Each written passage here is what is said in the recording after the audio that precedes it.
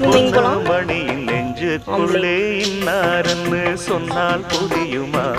அது கொஞ்சி கொஞ்சி பேசுறது கண்ணில் தெரியுமா? இடையில இந்த தம்பி மாறு.